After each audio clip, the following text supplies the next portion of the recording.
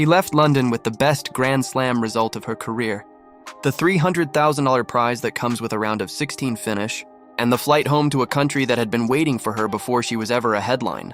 Now widen the lens, because London was not an accident.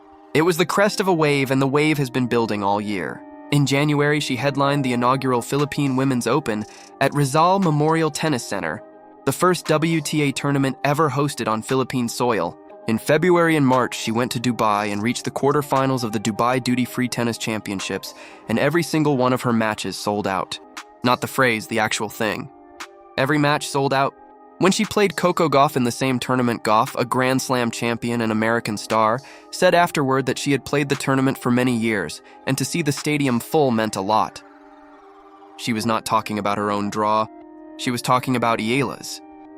Then came Indian Wells in March, where reporters watched several thousand fans stay in the cold at Stadium 3 until almost midnight for a second-round match, and where her practice sessions pulled crowds comparable to Carlos Alcaraz, Jannik Sinner, and Venus Williams on courts just a few feet away. In Melbourne in January, her first-round match had been assigned to a smaller court, and fans were forced to stand packed against the fencing because the tournament had not anticipated the volume. That is a 5-month pattern. That is what the viral sentence about Glorieta is actually referencing, whether the people sharing it know it or not. Consider what has happened to the Philippines' relationship with tennis in the 6 months between January and July of 2026. In January, the country hosted its first ever WTA tournament. In July, one of its citizens reached the round of 16 of a Grand Slam for the first time in national history. That is not a normal timeline. That is a country and an athlete accelerating together in a way that does not usually happen in a sport this old. Which brings us to the reason Wednesday matters more than a fan meet should. Because a fan meet is not on paper a sporting event. It is a shopping mall appearance. Registration at 4, program at 6, no ticket, no draw, no scoreline. And yet Ayala Avenue on Wednesday evening is going to look like something else entirely. And the reason is not marketing. The reason was named on the record by Filipino sports journalist TJ Manotoc. Manotoc said this: "The country has been hungry for the next Manny Pacquiao. When he was at his peak, life stopped. When there was a fight, nothing was on the road. Everyone was watching." That is the sentence. That is the frame. The country has been waiting. Not since Wimbledon, not since Dubai, not since Miami last year when she made her first big splash. It has been waiting for years. And it is now decided collectively and without a vote that the wait is over. That is what Wednesday is. It is not the fans finding out about Alex Eala. It is Alex Eala finding out in her own country in a shopping mall in Makati what the country has already quietly agreed she is.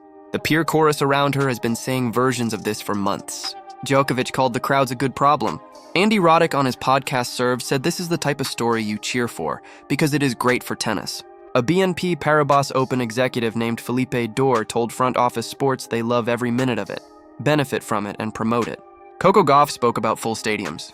The Princess of Wales, Catherine, was among those who publicly reacted to the Swiatek win at Wimbledon, alongside Billie Jean King, Venus Williams, and Maria Sharapova being Eala's childhood idol. That is a room. That is the room a 21-year-old from Manila is now standing in. Whether or not that room has fully processed her yet, it has at minimum turned its head. Zoom out one more time because the stakes on Wednesday are not really about Wednesday. 12 days after the Glorieta fan meet on July 27th, Alex Eala steps onto a hard court at the Mubadala City DC Open in Washington, a WTA 500 tournament, and her return to competition. After that comes the Canadian Open, then Cincinnati, then the US Open in Flushing Meadows from August 30th through September 13th, the final Grand Slam of the year. She has earned $871,238 in prize money in the 2026 season before Wimbledon, plus the $300,000 from London. And she has a world ranking that sits at either 30 or 32 depending on which day of the ranking cycle you check. But those are numbers, and numbers are not what Wednesday is for. Wednesday is for something that does not appear on the WTA website. Wednesday is the country telling her in person what it has decided she means, so that when she walks onto the hard court in Washington 12 days later, she is not walking on alone. She is walking on with a mandate. That mandate did not exist 12 months ago. In 6 months, it has been built, ratified, and delivered. First through a Manila stadium in January, then through Dubai in February, then Indian Wells, then Berlin, then Wimbledon, and now in the most domestic possible setting, in a mall a few kilometers from where she grew up, on Wednesday at 6 in the evening. And still she is coming home having not gone undefeated. The Paulini match was 3 sets and Eala won the middle one and could not hold the third. The scoreline was 4-6, 6-4, 3-6. That is a real loss, 6 days old and the last competitive match she has played. She has not spoken publicly at any length about how it felt, and this will not invent a quote for her. What can be said factually is that the plane ticket home was booked before that loss, and she was coming home either way. She just did not know when she booked the ticket whether she would be arriving as a 4th-round Grand Slam player or as something more. She arrived as the former, and the country came to the airport anyway, and will come to the mall on Wednesday anyway, because the country was never actually waiting for her to win a Grand Slam. It was waiting for her to come home. So back to the sentence at the top, Alex Eala's Manila fan meet sells out Glorieta in minutes.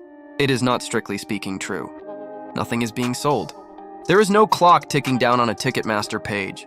There is a mall activity center in Makati and a registration table opening at 4 and a program starting at 6 and a 21-year-old who will walk in through some door, somewhere with a security detail and a set of prepared remarks she will probably deviate from. Nothing was sold and everything was already gone. That is the accurate version. The question of whether Manila would come has already been answered. And the answer was decided a long time before Wimbledon. Decided during the Miami run last year and during the Dubai sellouts in the spring, and during a late night at Stadium 3 in Indian Wells when several thousand people would not leave. The score they will know by heart before she reaches the microphone is 7-6, 11-9, 6-2. The name they will chant is a name that used to belong only to a family in Manila, and now belongs to a country. She belongs to Center Court. She belongs to Glorieta. She belongs to both at once. And Wednesday is the day both facts occupy the same room. If you want to watch what happens next, DC on July 27th, the hard court swing, the US Open in August, subscribe and turn notifications on, because whatever the next chapter is, it starts in a mall in Makati on Wednesday at 6, and it does not require a ticket, and it was never going to.